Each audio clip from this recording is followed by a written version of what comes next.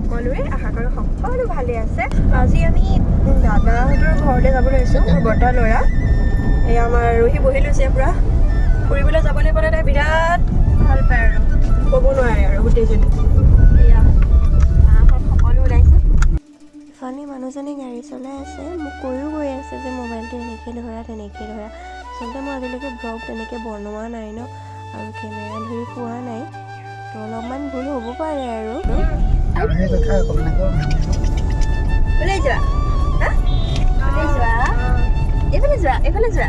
আমি ক'ত যাওঁ কৈ দিয়া, ক'ত যাওঁ, ক'ত যোৱা,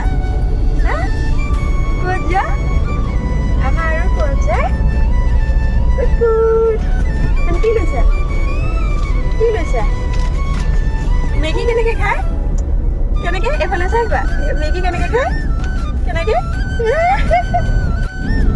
আমি নগাঁও টাউনৰ ভিতৰত সোমালোঁ আৰু বেছি দূৰ নাই আৰু ইয়াৰ পৰা পামেই আৰু। সময় হৈ গ'ল 12টা। দুয়োজনে গৈ পেলাই মিঠাই অলপ লৈ ল'লোঁ তালৈ নিবৰ কাৰণে। চাইছোঁ তাত কি কি পায়, আৰু মিঠাই লৈ কৰি আহি দেখিছোঁ গাড়ীত আমাৰ দুয়োজনীয়ে আৰু সেই মা লগত বহি ৰৈ আছে। বহি পেলাই বিৰাট ফূৰ্তি কৰি আছে সিহঁতে। দাদাই ফোন কৰি আছে ভণ্টিলৈ। আচলতে কি হয়, আমি সিহঁতৰ গলিটো এইখিনি পাহৰি গৈ পেলাই বেলেগলৈ গুচি গৈছিলোঁ। আমি সুধি গৈ আছোঁ ফোন কৰি পেলাই। আমি আহি পাই গ'লোহি দাদাহঁতৰ ঘৰ। আমি গলিটো দি দাদাহঁতৰলৈ খোজকাঢ়ি গৈ আছোঁ, যিহেতু গলিটো সৰু, গাড়ী ইয়াত পাৰ্ক কৰিব নোৱাৰি, গতিকে আঁতৰতে থ'লোঁ। সেই দাদাৰ ঘৰত সোমালোঁ আৰু এইজনী হেৰি যাম দাদা। বৈ এইফালে চাই দিয়া, পূৰা চাহ বনোৱাত ব্যস্ত। ক'ব নাই আৰু অকলে অকলে কোনে পায় আৰু এতিয়া। আৰু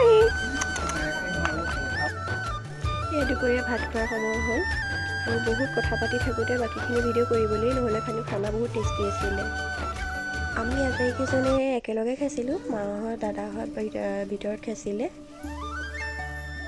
আমি তাৰ পৰা ঘৰলৈ আহিবলৈ ওলালোঁ আৰু কথা পাতি থাকোঁতে যে কেনেকৈ সময়বিলাক সঁচাকৈ গ'ল গমেই নাপালোঁ।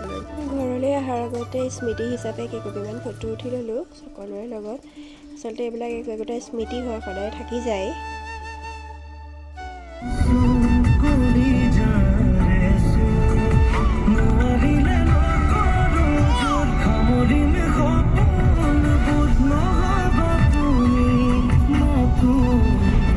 তেনেহ'লে আজিৰ ভিডিঅ'টো ইমানতে সামৰণি মাৰিছোঁ। নতুন এটা ব্লগতে আপোনাক সকলোকে লগ পাই আছোঁ, গতিকে মোৰ ভিডিঅ'টো লাইক, কমেণ্ট, শ্বেয়াৰ কৰিব আৰু ছাবস্ক্ৰাইব কৰিবলৈ নাপাহৰিব।